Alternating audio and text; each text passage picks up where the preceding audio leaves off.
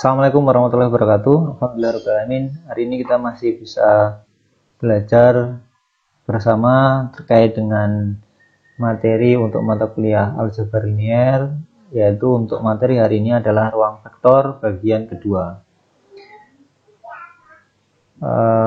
Tentunya hari ini kita masih tetap bersyukur sehingga kita masih bisa belajar bersama walaupun dengan segala keterbatasan yang ada. Semoga tidak mengurangi niat kita untuk terus menuntut ilmu. Baik, masalah materi kita hari ini adalah ruang vektor. Jadi sebagaimana sudah Anda ketahui, berikut adalah intro terkait dengan ruang vektor. Ruang vektor nanti yang disingkat atau dinotasikan dalam simbol R pangkat N, jadi adalah ruang vektor berdimensi N, memiliki sifat sebagai berikut. Jadi untuk sembarang vektor U, V, anggota ruang dimensi N, nanti bersifat rutup, di mana vektor U ditambah vektor V sama dengan vektor W dalam ruang lingkup ruang vektor dimensi N. Kemudian dia bersifat komutatif juga, vektor U ditambah vektor V sama dengan vektor V ditambah vektor U. Kemudian juga bersifat asosiatif. Baik, selanjutnya ini saya ulas sedikit, di mana jika N sama dengan 2, maka dikatakan ruang vektor tersebut berdimensi 2 atau R pangkat 2. Adapun jika berdimensi 2, maka koordinat yang digambarkan nanti adalah X, O, Y. Jadi ada dua sumbu, yaitu sumbu X dan sumbu Y. Namun demikian, jika N-nya sama dengan 3, sehingga dapat diartikan bahwa ruang vektor tersebut berdimensi 3 atau R3, maka secara geometri penggambarannya nanti digambarkan dalam ruang koordinat dengan 3 sumbu, yaitu X, Z, dan Z, atau X, Y, Z. Kemudian berkaitan dengan ruang vektor, ada beberapa hal yang perlu saya sampaikan. Yang pertama adalah vektor V1, V2, V3 hingga Vn dalam ruang vektor berdimensi N dikatakan merupakan basis dari ruang vektor berdimensi N jika setiap vektor dalam ruang vektor berdimensi N tersebut bisa dinyatakan dalam kombinasi linear dari vektor-vektor V1, V2, V3, dan Vn. Dan syarat kedua adalah V1, V2, V3 hingga Vn saling tidak bergantung secara linear atau linearly independent. Tentunya berkaitan dengan linear dependensi ini sudah kita pelajari pada pertemuan sebelumnya. Kemudian vektor satuan U1, ini perlu Anda ketahui, adalah komponennya adalah 1, 0, 0, U2 adalah 0, 1, 0, U3 adalah 0, 0, 1. Pada ruang berdimensi 3 merupakan basis ruang vektor berdimensi 3. Jadi kalau Anda lihat U1 itu adalah vektor basis satuan untuk sumbu X, U2 adalah vektor basis satuan untuk sumbu Y, U3 adalah vektor basis satuan untuk sumbu Z. Sehingga kalau kita nyatakan I itu untuk vektor basis satuan sumbu X, J untuk vektor basis satuan sumbu Y, dan K untuk vektor basis satuan sumbu Z. Karena ketiganya saling tidak bergantung secara linear dan dari sembarang vektor berdimensi 3, maka bisa kita nyatakan kalau nanti mbak ketemu vektor, misalkan vektor A komponennya 3, 4, 2, itu bisa dinyatakan dalam 3U1 plus 4U2 plus 2U3 atau 3I plus 4J plus 2K. Ya, jadi ini karena komponennya Mbak bisa melihat dari simbol ini. Jadi ini I, ini J, ini K. Sehingga 3 di sumbu X itu adalah 3I, 4 itu kalau kita notasikan ini berarti 4 kali J, 0, 1, 0, dan 2 pada sumbu Z itu adalah 2K atau 2U3. Jadi 2 kali 0, 0, 1. Hey. Kemudian geometri ruang dimensi 2 dan dimensi 3, beberapa besaran kuantitis dalam fisika mempunyai besar, magnitud, dan arah atau direction.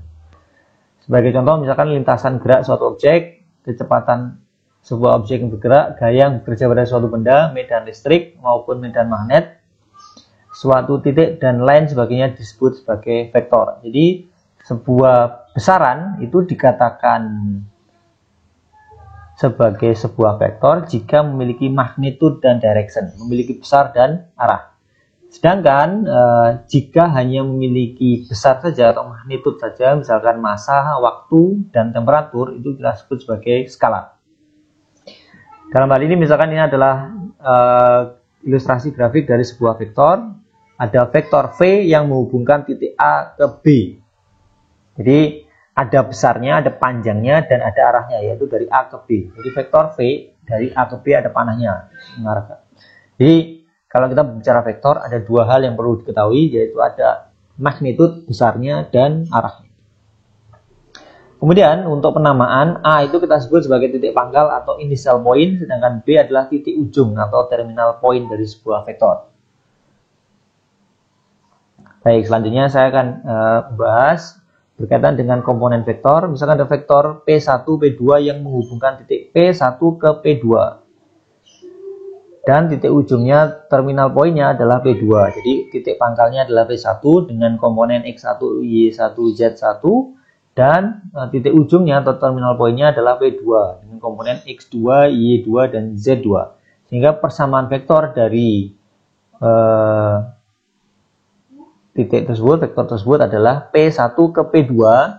Nanti persamaannya adalah titik atau koordinat dari P2 dikurangi koordinat P1. Sehingga X2 min X1, Y2 min Y1, Z2 min Z1. Ini adalah komponen dari sebuah vektor. Contohnya misalkan tentukan vektor P1, P2 dengan titik pangkal, initial point P1 2, min 14 dan titik ujung adalah P2-nya 7, 5, min 8. Sehingga vektornya adalah V X1 min X2, X2 min X1, maaf, 7 dikurangi 2. Kemudian Y2 min Y1, 5 min 1. Dan terakhir min 8 dikurangi 4. Sehingga vektornya adalah 5, 6, min 12. Itu adalah komponen dari vektor. Selanjutnya yang kita bahas adalah geometri ruang dimensi 2 dan dimensi 3. Ini sama seperti tadi. Ada sebuah vektor dari A ke B, titik A sebagai titik pangkal dan B sebagai titik ujung. Maka panjang vektor V nanti dinotasikan. Kalau Anda lihat itu ada tanda absolut dari V, itu maksudnya yang dihitung adalah panjangnya. Jadi Mbak gak perlu bingung. Kalau ada tanda seperti ini, ada vektor, maka yang ditanyakan adalah panjangnya. Menyatakan besar vektor atau panjang vektor, dan tanda panah AB menyatakan arah vektor. Baik, ini adalah besar. Kemudian vektor satuan dari vektor A, atau kita notasikan dari UA, itu adalah vektor satuan dari A, adalah vektor yang sejajar dan arahnya sama dengan vektor A dengan panjang satu satuan panjang. Bagaimana cara menghitungnya adalah vektor satuan A itu adalah vektor A dibagi panjangnya vektor A. Itu adalah vektor. Sehingga vektor A sama dengan panjang vektor A dikalikan UA. Baik. Kemudian aljabar berkaitan dengan vektor dalam dimensi 2 dan dimensi 3. Ada beberapa hal yang perlu Anda ketahui. Yang pertama, vektor 0 itu adalah vektor yang berhimpit. Jadi vektor 0 itu terjadi ketika dua titik itu berhimpit, maka dia tidak memiliki besar dan arah. Tidak ada, jadi dia berdiam di tempat itu. Jadi dia tidak memiliki magnitude besarnya, arahnya juga tidak ada karena dia tidak bergerak kemanapun. Dari mana kemananya tidak terdefinisi karena dia berada di satu titik. Kemudian yang kedua adalah kesamaan dua vektor. Dua vektor itu dikatakan sama jika mempunyai panjang dan arah yang sama, walaupun titik pangkal dan titik ujungnya tidak sama. Jadi kalau Mas Mbak bisa lihat di sini, panjangnya dan arahnya sama. Jadi sudut yang terbentuk dengan setiap sumbu itu memiliki sudut yang sama. Begitu juga panjangnya juga sama. Itu kesamaan. Yang kedua, yang selanjutnya yang kita bahas adalah kesejajaran dua vektor. Dua vektor dikatakan sejajar atau paralel jika garis-garisnya sejajar. Jadi garis sejajar itu adalah arahnya sama. Arahnya tidak masalah ya, bisa sama ataupun berlawanan. Yang penting sudut yang terbentuk dengan masing-masing sumbu sama. Jadi kalau Mas Mbak bisa lihat, vektor U ini sejajar dengan vektor V. Jadi walaupun arahnya berbeda, tapi sudut yang terbentuk dengan setiap suhu sama. U juga sejajar dengan W. Jadi kalau kita lihat, besarnya tidak sama, namun sudut yang terbentuk sama. Jadi tetap dikatakan sejajar. Tapi tidak sama ya. Kalau sama, arah dan besarnya sama. Tapi kalau sejajar, cukup sudut yang terbentuk sama saja. Jadi dikatakan sejajar atau paralel. Hal selanjutnya yang perlu diketahui adalah penjumlahan vektor. Jadi misalkan vektor U ditambah vektor V itu dinotasikan W, di mana aturan poligon ini ya, Mbak. Jadi kalau ada dua buah vektor ditambahkan, maka titik pangkalnya menggunakan vektor pertama, titik ujungnya menggunakan vektor kedua. Jadi kalau ada vektor U ditambah vektor V, maka titik pangkalnya menggunakan ujung dari vektor U. Pangkalnya menggunakan pangkal dari vektor U, ujungnya menggunakan ujung dari vektor V. Jadi W sama dengan U plus V, itu hasilnya sebagai berikut. Kemudian atau sebab bisa menggunakan aturan jajar genjang. Jadi U plus V. Jadi hasilnya seperti ini. Dan ini masih berkaitan dengan penjumlahan vektor. Jadi Mas Bob bisa lihat di sini, misalkan ada vektor V, maka min V itu adalah vektor yang besarnya sama namun arahnya berkebalikan. Baik. Kemudian Mas Bob bisa lihat di poin B, vektor W ditambah vektor V, hasilnya nanti seperti ini. Nah, nanti beda lagi kalau W dikurangi V. Maka W-nya tetap, tapi V-nya yang arahnya berkebalikan. Jadi hasilnya seperti ini.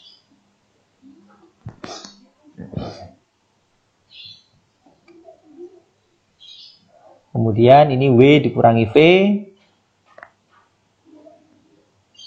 Sana hasilnya ini. Kemudian ini V plus W.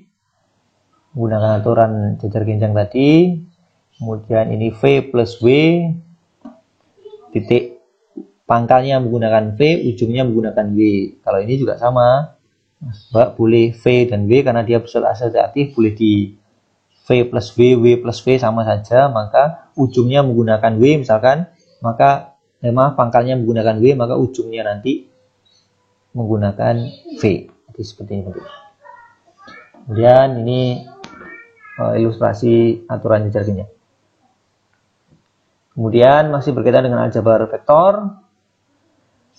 Misalkan ada 5 buah vektor menggunakan aturan poligon. Nanti resultannya harus kembali ke titik yang sama. Jadi kalau dia sudut poligon, jadi dia ruang tertutup, sisi banyak, maka F itu adalah resultan dari kelima vektor yang ada. Bukan A, B, A plus B plus C plus D plus E. Jadi resultannya. Jadi ini segi banyak yang bentuk ruang tertutup. Baik, kemudian ini bentuk yang lain untuk aturan trapesium. Kemudian ini juga sama, misalkan ada vektor U plus V tambah vektor V, kemudian ditambah vektor W, ini U plus V plus B plus X. Nah, resultannya ujungnya dari vektor yang pertama, pangkalnya menggunakan vektor pertama, ujungnya menggunakan vektor yang terakhir. Ini sama aja. Kemudian ini untuk diagonal sebuah bangun, maka U plus W itu adalah, boleh dibalik ya, U, jadi ujung pangkalnya menggunakan U, kemudian disambung dengan W, kemudian baru disambung dengan V, atau U disambung juga dengan V dulu, kemudian baru disambung dengan W. Jadi pangkalnya menggunakan vektor pertama, ujungnya menggunakan vektor terakhir. Baik, kemudian penggandaan vektor dengan skalar. Ini Mas Mbak, kalau bisa dilihat sini, jika sebuah vektor digandakan atau dikalikan dengan skalar, maka kalau positif maka arahnya sama, cuma besarnya yang dikalikan. Tapi kalau menggunakan angka negatif, maka arahnya berkebalikan dan panjangnya sekian kalinya. Jadi misalkan ada vektor U, maka 2U itu adalah arahnya sama dikalikan 2 besarnya. Tapi kalau min 3U, maka arahnya berkebalikan dan besarnya adalah 3 kalinya. Jadi plus minus itu, kalau plus arahnya tetap, kalau negatif arahnya berkebalikan. Kemudian skalarnya ini mengindikasikan faktor pengali dari besar vektor semula. Kemudian pengurangan vektor ini sama seperti penjumlahan, namun kalau ini dikalikan dengan negatif 1. Jadi A min B itu sama dengan A plus min B. Jadi Mas Mbak bisa lihat A ini vektornya B, maka A min B. Jadi min B itu vektor B yang arahnya balik. Jadi sama saja, dan jumlahkan tetap A kemudian disambung dengan min B. Jadi titik pangkalnya menggunakan A, ujungnya menggunakan ujung dari min B. Baik, pengurangan vektor. Kemudian teorema dasar dalam ruang vektor berdimensi 2 dan 3. Setiap vektor C pada ruang dimensi 2 dapat ditulis secara tunggal sebagai kombinasi linear sembarang vektor A dan B yang tidak paralel dan bukan vektor 0. Dalam hal ini C sama dengan MA plus NB. Jadi mengacu kepada teori linear dependensi yang sudah kita pelajari di pertemuan sebelumnya. Di mana vektor C itu adalah kombinasi dari OP. Jadi vektor C itu menghubungkan titik O dengan P atau sama dengan OP1 plus OP2. Di mana OP1 itu adalah kombinasi M kali vektor A dan OP2 adalah N kali vektor B. Sehingga dapat dikatakan C itu sama dengan MA plus NB. Kemudian dalam hal ini M dan N adalah skalar tunggal, karena jika tidak tunggal maka C akan bisa ditulis sebagai berikut. Jadi C sama dengan M1A plus N1B sama dengan M2A plus N2B. Sehingga M1 min M2A plus N1 min N2B. Karena A dan B bukan vektor 0 dan tidak paralel, maka M1 min M2 sama dengan 0, atau M1 sama dengan M2, dan N1 dikurangi N2 sama dengan 0, atau dengan kata lain N1 sama dengan N2. Baik, itu tadi untuk 2 dimensi. Sekarang untuk 3 dimensi. Jadi ada vektor D, itu adalah kombinasi linear dari M1A plus M2B plus M3C. Karena OP itu adalah OP aksen ditambah P aksen plus P. Jadi, ini OP aksen itu adalah penjumlahan dari sumbu di vektor X, di sumbu X dan Y. Sedangkan P aksen ke P itu adalah vektor yang berhubungan dengan sumbu Z. Jadi OP aksen plus OP3. Sehingga OP ini diagonal ruang itu adalah kombinasi dari OP1 plus OP2 plus OP3. Atau dengan kata lain, D, vektor D yang menghubungkan O ke P itu adalah kombinasi M1 dikalikan A di sumbu X, M2 dikalikan B, vektor yang berada di sumbu Y, plus M3 dikalikan C, yaitu vektor yang berada di sumbu Z.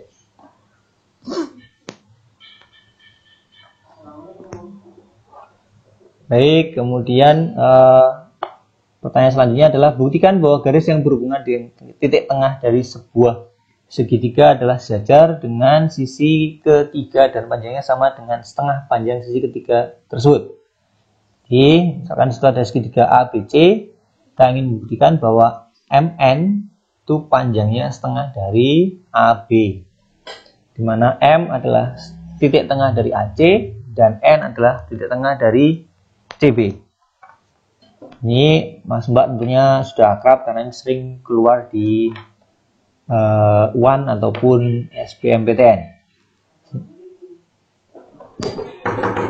Sehingga dengan kata lain AB sama dengan AC plus CB, atau MN sama dengan MC plus CN. Jadi Mas Mbak, misalkan AB, vektor AB itu adalah penjumlahan dari AC plus CB. Atau MN sama dengan MC plus CN.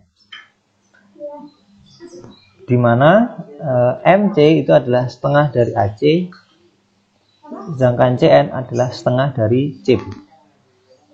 Sehingga sama dengan setengah dari AC plus CB, di mana AC plus CB tadi adalah AB. Jadi MN adalah setengah dari AB. Sehingga terbukti bahwa MN adalah setengah panjang AB. Baik.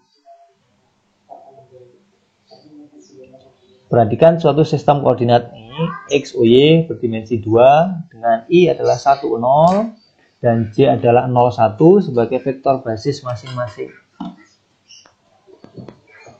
Yang masing-masing sejajar dan searah dengan sumbu X dan Y dan berpangkal pada titik 0, maka dengan demikian I itu adalah satu vektor satuan dengan satu panjang di sumbu X dan J adalah vektor dengan panjang satu satuan di sumbu Y.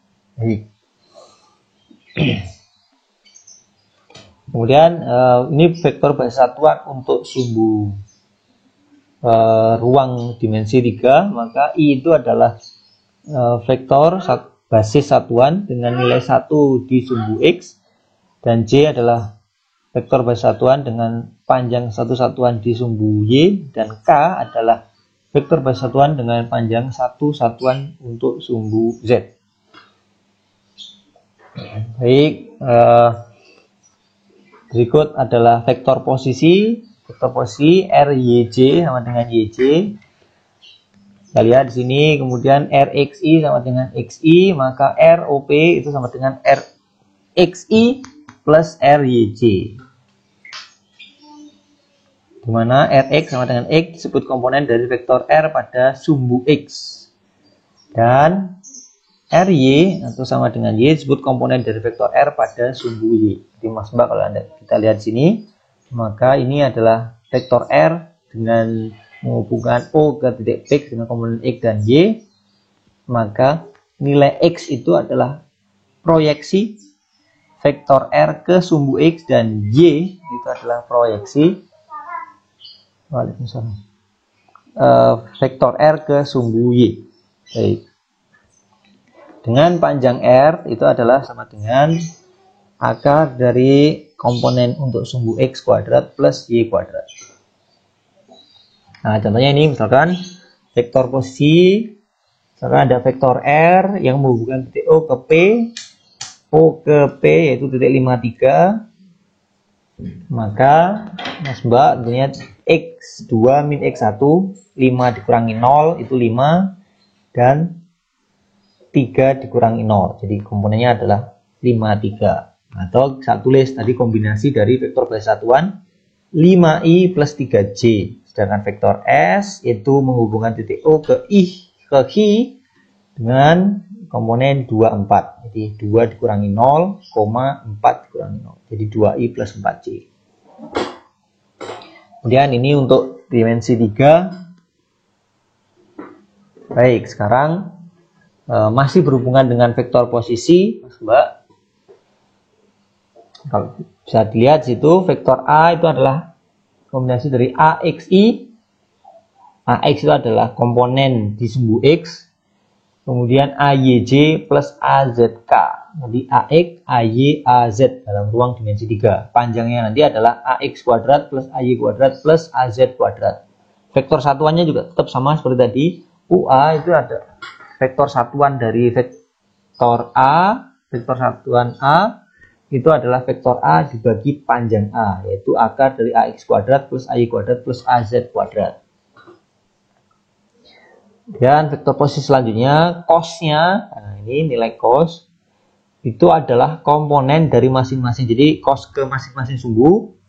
Alfa itu adalah sudut yang terbentuk vektor A ke sumbu X. Beta itu adalah sudut yang terbentuk vektor A terhadap sumbu Y, dan gamma adalah sudut yang terbentuk antara vektor A ke sumbu Z. Maka besarnya nanti adalah komponen dari masing-masing sumbu dibagi panjang vektor secara keseluruhan. Jadi misalkan cos alfa, alfa itu adalah sudut yang terbentuk antara vektor A ke sumbu X, maka nanti komponen vektor A untuk sumbu X dibagi panjang vektor A. Cos beta, beta adalah sudut yang terbentuk dengan sumbu Y, maka komponen sumbu Y dibagi panjang vektor secara keseluruhan. Kemudian gamma itu komponen vektor A untuk sumbu Z dibagi panjang vektor A. Sehingga nanti akan ketemu kalau dua dimensi maka cos kuadrat alfa plus cos kuadrat beta sama dengan 1. Kalau 3 dimensi maka sudutnya juga 3. terhadap sumbu X, Y, dan Z. Maka cos kuadrat A sama dengan cos kuadrat beta, cos kuadrat gamma sama dengan 1. Baik, ini menyatakan suatu vektor dalam koordinat tegak. Misalkan OP1, vektor OP1 itu yang menghubungkan titik O ke P1 dan OP2 menghubungkan titik O ke P2, maka vektor P1 P2, nah, Mbak bisa lihat di sini adalah OP2 dikurangi OP1. Ya, OP2 dikurangi OP1 itu adalah P1 P2. Sehingga Mas Mbak bisa lihat di sini kalau dikurangi maka P1-nya arahnya dibalik, ya. Sehingga arahnya nanti X2I plus Y2J plus Z2K plus X1I plus Y1J plus Z1K. Dengan demikian P1 P2 itu adalah koordinat titik ujung dikurangi titik pangkal. Jadi X2 min X1I, Y2 min Y1J plus Z2 min Z1K. Jadi P1 P2 seperti ini. Panjangnya P1 P2 adalah akar dari X2 min X1 kuadrat plus Y2 min Y1 kuadrat plus Z2 min Z1 kuadrat. Baik, sekarang latihan soal terkait dengan tunjukkan vektor satuan yang sejajar dengan jumlah resultan dari vektor-vektor berikut. Jadi R1 itu adalah 2I plus 4J min 5K dan R2 adalah I plus 2J plus 3K. Maka resultannya itu adalah vektor R, R1 plus R2. Maka langsung aja jumlahkan. R sama dengan 2I plus 4J min 5K plus I plus 2J plus 3K. Hasilnya adalah R sama dengan komponen I ditambahkan dengan IJ dengan J, K dengan K. Maka 2 plus 1 sama dengan 3, 4 plus 2 sama dengan 6, dan min 5 plus 3 sama dengan min 2. Jadi 3I, 6J, min 2K. Sehingga panjang dari vektor R adalah akar dari kuadrat komponen masing-masing sumbu. Jadi kuadrat akar dari 3 kuadrat plus 6 kuadrat plus min 2 kuadrat, sehingga sama dengan akar dari 9 plus 36 plus 4, yaitu akar dari 49 sama dengan 7. Maka vektor satuannya adalah, atau vektor satuan UR, itu sama dengan R dibagi panjang R. Jadi 3I ini adalah vektor R, plus 6J min 2K dibagi panjang vektor R. Jadi nanti komponennya menjadi 3 per 7I, plus 6 per 7J min 2 per 7K. Syaratnya dia dikatakan vektor satuan. Jika bukti bahwa dia vektor satuan, UR-nya panjang UR itu adalah sama dengan 1. Nah, hitung sekarang akar dari 3 per 7 kuadrat plus 6 per 7 kuadrat plus min 2 per 7 kuadrat, yaitu sama dengan 9 per 49 plus 36 per 49 plus 4 per 49 sama dengan akar dari 49 per 49 atau sama dengan 1. Jadi dia terdiri sebagai vektor satuan. Untuk menghitungnya caranya adalah sebagai berikut. Baik, selanjutnya tunjukkan bahwa vektor-vektor berikut akan membentuk sebuah segitiga. Jadi caranya kita gunakan teori linear dependensi yang sudah kita pelajari di pertemuan sebelumnya, di mana M1 dikalikan vektor A, M2 dikalikan vektor B, dan M3 dikalikan vektor C sama dengan 0. Kenapa 0? Karena kalau dia membentuk segitiga ruang tertutup, maka resultannya nanti adalah 0. Seperti tadi sudah kita bahas. Sehingga 3, 1, 2, 2, 3, min 1, 1, 5, min 4, M1, M2, M3 sama dengan 0. Kemudian kita kerjakan. Nah ini 3, 1, 2, 2, 3, min 1, 0, 1, 5, min 4. Baris 1 sebagai baris basis. Baris 2 kenakan operasi 3, B2, min 2, B1. Baris ketiga 3, B1, min B1. Dengan demikian hasilnya ada 3, 1, 2, 0, 0, 7, min 7, 0, 0, 14, min 14, 0. Baris kedua sebagai baris basis. Baris ketiga kenakan operasi B3, min 2, B2. Hasilnya adalah 3, 1, 2, 0, 0, 7, min 7, 0, 0, 0, 0, 0. Sehingga ada variabel bebas M3, misalkan kita andaikan M3 sama dengan 1, maka M2 sama dengan 1 dan M1 sama dengan min 1. Dengan demikian dapat dikatakan bahwa vektor A merupakan penjumlahan M1 tadi dikalikan min 1, yang lainnya dikalikan positif, maka vektor A merupakan penjumlahan vektor B dan C. Sehingga dapat disebutkan bahwa ketiga vektor tersebut membentuk segitiga. Ini adalah buktinya. Baik, sekarang kita belajar hasil kali skalar atau dot product. Kenapa dikatakan skalar product? Karena hasilnya nanti adalah berupa bilangan skalar. Notasinya adalah vektor A dot vektor B sama dengan panjang A dikalikan panjang B cos theta, di mana theta adalah sudut yang terbentuk antara vektor A dan vektor B. Dalam hal ini misalkan ilustrasinya vektor A dan vektor B, ada vektor A dan ada vektor B, theta adalah sudut yang membentuk antara kedua vektor tersebut, maka A cos theta itu adalah proyeksi vektor A ke vektor B. Ya, itu adalah A cos theta. Anda lihat sini. Cos itu adalah samping pemiring ya. Namanya sudah paham itu. Kemudian yang sisi kanan adalah proyeksi vektor B ke vektor A. Jadi proyeksi vektor B ke vektor A adalah B cos theta. Di mana B cos theta itu adalah proyeksi vektor B ke vektor A. Kemudian sifat hasil kali skalar, vektor A dot vektor B itu sama dengan vektor B dot vektor A. Kemudian vektor A dot vektor A itu sama dengan panjang A kuadrat cos theta. Kenapa? Karena proyeksi ke vektor itu sendiri, maka sudut yang terbentuk adalah 0, maka cos 0 adalah sama dengan 1. Maka sama dengan panjang kuadrat dari vektor tersebut. Kemudian vektor A dot vektor B plus vektor C itu bersifat distributif sama dengan A dot B plus A dot C. Begitu juga untuk sifat yang keempat. Baik Mas Mbak, pada operasi hasil kali skalar atau skalar produk dot product, maka Mas Mbak perlu lihat sini karena dia menggunakan aturan cos, maka yang bernilai itu adalah untuk sumbu yang sama. Kalau sumbunya berbeda dia malah bernilai 0, karena sumbu yang sama artinya sudut yang terbentuk adalah 0, maka cos 0 sama dengan 1. Sebaliknya kalau dia berbeda sumbu, misalkan I dot I, maka sudut yang terbentuk adalah 0, maka cos 0 sama dengan 1. Kalau I dikalikan J, atau pokoknya beda sumbu, I dikalikan J, J dikalikan K, K dikalikan I, atau sebaliknya, maka sudut yang terbentuk adalah 90, karena cos 90 sama dengan 0, maka dia nggak bernilai. Maka jika A, vektor A komponennya adalah AXI plus AYJ plus AZK, dan B adalah BXI plus BYJ plus BZK, maka A dot B itu sama dengan AXI plus AYJ plus AZK dot BXI plus BYJ plus BZK sama dengan AXBX plus AYBY plus AZBZ.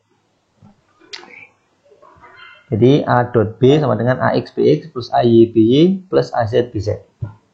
Jadi dikalikan untuk komponen masing-masing sumbu. Hasilnya nanti skala. Nah, contohnya seperti ini. Misalkan ini selanjutnya sudut antara dua vektor A dot B, vektor A dot vektor B sama dengan panjang A dikalikan panjang B cos theta. Maka cos theta itu nilainya adalah vektor A dot vektor B dibagi panjang A bagi panjang B. Sehingga theta itu adalah arcus cos A dot B dibagi panjang vektor A dikalikan panjang vektor B. Misalkan contohnya di sini ada vektor A. Sekarang kita ingin menghitung sudut yang terbentuk antara vektor A dan B. A komponennya adalah 3i plus 6j plus 9k. Dan vektor B komponennya adalah min 2i plus 3j plus k. Maka cos theta-nya nanti yang pertama harus dihitung adalah panjang dari masing-masing vektor.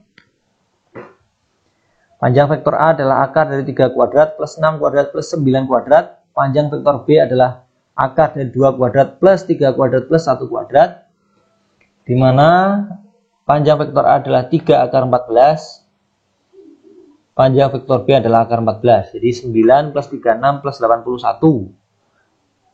81 plus 36 itu 117 ditambah 9 126. Jadi itu 3 akar 14. Kemudian 4 plus 9 plus 1. 4 plus 9 plus 1 itu akar 14. Jadi A dot B itu adalah 3 dikalikan min 2. Jadi komponen sumbu X dikalikan komponen sumbu X plus 6 dikalikan 3 komponen sumbu Y dikalikan komponen sumbu Y plus komponen sumbu Z dikalikan komponen sumbu Z. Jadi 9 kali 1 sama dengan min 6 plus 18 plus 9. Dia hasilnya adalah 21. Kemudian cos θ-nya adalah A dot B dibagi panjang A panjang B 21 dibagi 3 akar 14 dikalikan akar 14 atau sama dengan 21 dibagi 3 kali 14 42 sama dengan setengah. Maka sudut yang terbentuk dia Mas Mbak sudah tahu cosnya sama dengan setengah, maka sudutnya adalah 60. Kemudian kita bisa menghitung menggunakan kalkulator yang disediakan di Windows 10 ini. Misalkan Mas Mbak bisa menggunakan misalkan ini, misalkan pilih dulu 0,5, kemudian dipilih cos ini ya, tentunya dipilih degree dulu ya, cos sama dengan 60. Nah, di sudutnya 60. Kemudian Mas Mbak juga bisa menggunakan untuk memudahkan perhitungan, bisa menggunakan Excel misalkan. Ini vektor A, ini vektor B. Tadi komponennya adalah 369 vektor A, 369, dan vektor B komponennya adalah min 231 min 2, 3, 1. Maka yang pertama dihitung adalah panjang dari masing-masing vektor. Caranya adalah menggunakan akar dari masing-masing komponen sumbu di pangkat 2.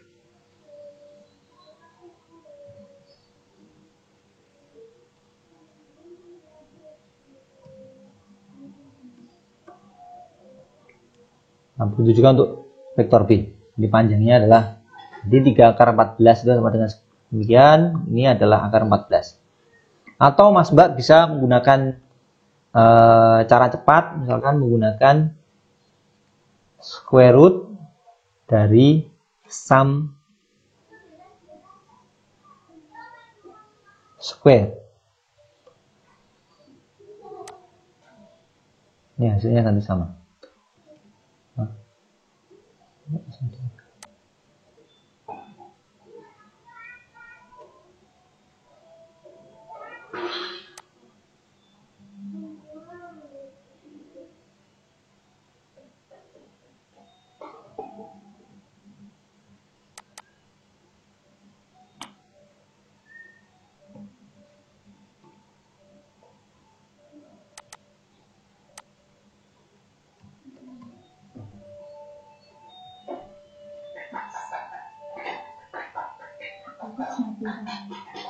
Hasilnya seperti itu.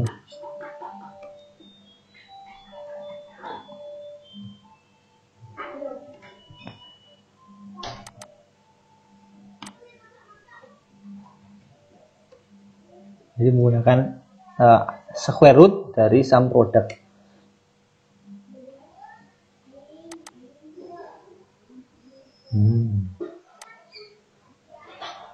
C5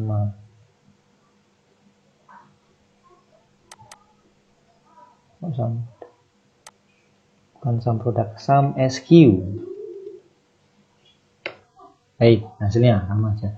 Kemudian A dot B, Mas Mbak bisa menggunakan dikalikan masing-masing komponen dengan komponen di masing-masing sumbu yang lain, plus komponen di sumbu Y dikalikan komponen di sumbu Y untuk vektor B ditambahkan. Nah, ini boleh menggunakan seperti ini atau langsung menggunakan cara cepatnya menggunakan sum product.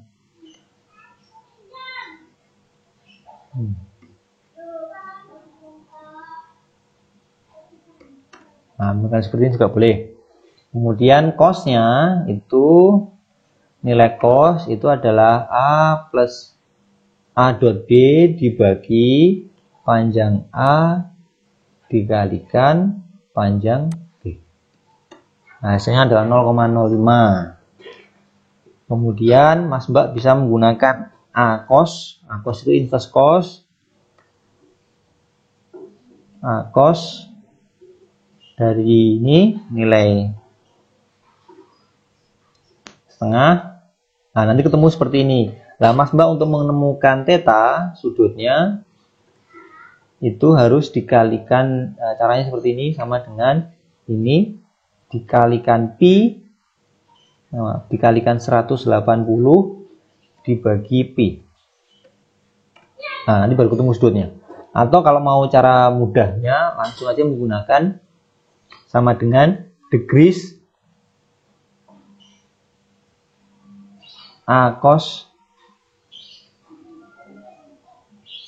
dari 21 ini tadi ya, atau langsung ini aja cosnya tadi. Jadi nanti ketemu langsung sudutnya yaitu 60. Boleh menggunakan cara ini untuk memudahkan perhitungan. Baik, saya kembali ke materi yang saya bahas. Kemudian vektor-vektor yang tegak lurus dan vektor-vektor yang paralel atau sejajar. Ada dua vektor khusus, yaitu vektor yang tegak lurus dan vektor sejajar. Jadi vektor yang tegak lurus, dua buah vektor itu dikatakan saling tegak lurus jika cosnya sama dengan 0. Jadi sudut yang terbentuk itu 90, maka cosnya 0. Dengan demikian, maka karena dot product itu menggunakan aturan cos, maka A dot B hasilnya adalah 0. Jadi itu adalah syarat dua vektor itu dikatakan tegak lurus, yaitu A dot B hasilnya 0.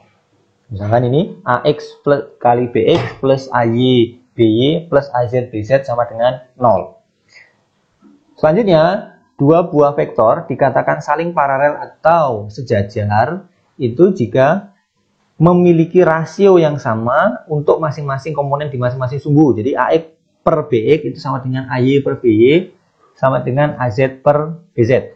Jadi contohnya misalkan ini buktikan dua vektor tersebut saling tegak lurus atau ortogonal. Nama lainnya dari tegak lurus itu ortogonal, maka tegak lurus jika A dot B-nya sama dengan 0, maka U dot V, maka nanti dikalikan min 2 dikalikan 1 plus 3 dikalikan 2 plus 1 dikalikan 0 plus 4 dikalikan min 1. Kalau jumlah min 2 plus 6 plus 0 min 4 itu hasilnya 0. Nah, maka jika hasil dot produknya itu sama dengan 0, maka dapat dikatakan vektor U dan V tersebut dikatakan saling tegak lurus atau ortogonal. Kemudian selanjutnya, misalnya ini yang kita bahas adalah kesejajaran, maka vektor U dan V itu dikatakan sejajar jika rasionya sama. Sekarang kita buktikan rasio ini yang atas itu adalah komponen vektor U untuk masing-masing sumbu. Ini sumbu X min 2 dibagi komponen vektor V untuk sumbu X. Jadi min 2 per 8 sama dengan 3 per min 12 sama dengan 1 per min 4 sama dengan 4 per min 16. Atau sama dengan rasionya adalah 1 per min 4 atau min 1 per 4. Karena rasionya sama, maka dapat dikatakan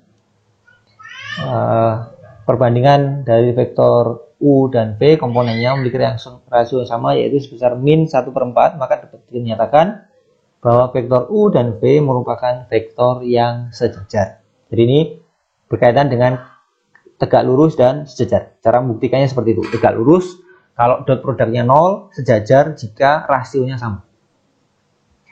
Kemudian ini adalah aplikasi hasil skalar untuk menghitung usaha. Jadi Mas Mbak tentunya sudah sangat paham dengan hukum fisika bahwa usaha sama dengan gaya dikalikan jarak perpindahan. Jika vektor gaya dan vektor jarak perpindahan tidak sejajar, maka harus dikonversi, diproyeksikan ke salah satunya. Dia harus di dalam arah yang sama. Besarnya komponen gaya yang sejajar dengan arah perpindahan X dikalikan besarnya jarak. Awal ini misalkan garis perpindahannya adalah vektor D itu, kemudian gayanya, vektor arah gaya adalah V, maka nanti gayanya itu harus diproyeksikan ke arah perpindahannya. Jadi V panjang F cos theta. Dalam hal ini misalkan W sama dengan panjang F cos theta dikalikan D, maka nilainya adalah vektor F dot D, karena tadi cos theta itu adalah F dot D dibagi panjang F panjang D, maka F dot D sama dengan F cos theta dikalikan panjang D. Nah, nilainya misalnya seperti ini, ada contoh soalnya. F komponennya adalah 2i, ini adalah vektor arah gaya, 2i plus 2j min 4k bekerja pada benda yang bergerak dari titik 101 ke titik 242. Maka yang pertama kita cari adalah vektor arah perpindahan. Kalau kita lihat vektor perpindahan tadi D, maka 2 min 1i plus 4 min 0j plus 2 min 1k. Atau komponen perpindahannya adalah 2i plus 4j plus k. Kemudian W itu adalah perkalian komponen masing-masing vektor. Jadi vektor F dot vektor D.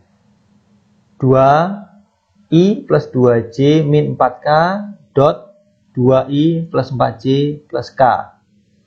2 kali 2 4, 2 kali 4 8, min 4 kali 1 min 4. Hasilnya 12 min 4 sama dengan 8 satuan usaha.